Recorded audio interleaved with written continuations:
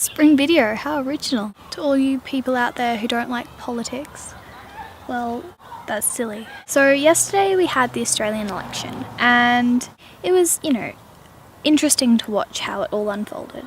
The government was overthrown by the opposition. We now have a Liberal government.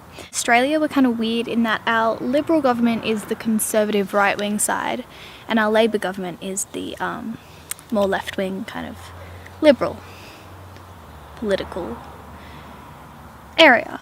I'm not an expert in politics and I don't claim to be. I've had to ask Patrick a lot of questions this election. I don't have the worst understanding of it either. Anyway, so Tony Abbott, who is now Prime Minister of Australia, won last night and he won the election and defeated Kevin Rudd, who was our previous Prime Minister. And at this point, I don't really like Tony Abbott. Sure, he's got some good points, but at my school, in the week before, we had a politics club. Anyone who wanted to come came to room 58 and discussed politics. And I didn't expect many people to show up. Turns out a lot of people did. And there were a lot of different opinions, a lot of different views, and, a lot of shouting. What interested me most is how people could have different views. When you grow up in a family and you don't really discuss things political, really want to be a 10-year-old discussing government policy, you kind of assume that everyone shares the same view as you and that people that don't have the same view as you live somewhere else. They don't really exist in reality. When you do start having political discussions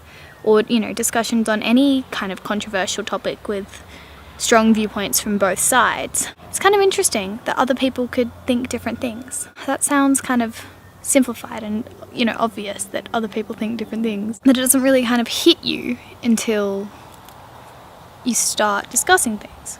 Majority of people in Australia voted for Tony Abbott. That's why he won. Now, I can't vote because I'm only 16. I kind of wish I could have. In Australia, voting is compulsory. You get fined if you don't vote. It's not like the UK or America where you vote if you want to. You have to vote here. As soon as you're 18 and registered, every 3 years, you have to vote in your national election. I think there are some circumstances, but even if you're overseas, you're meant to postal vote, or even if you're going away, you're meant to pre-poll. There are a lot of people that are going to vote that aren't actually interested in political policy. So the media kind of hypes things up. People that are voting without having a proper understanding of what they're voting for. Regardless of that, it's still good to have everyone in the country vote.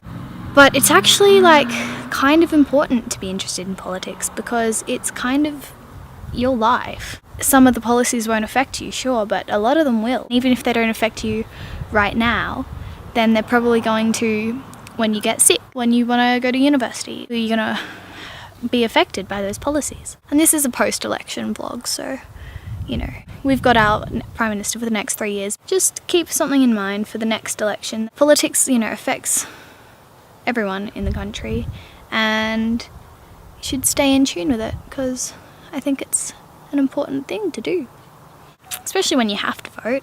Why not be a little bit interested? So just if there are any Australians out there, or anyone watching really, if you're coming up to voting age, because it's a good thing to kind of follow a little bit.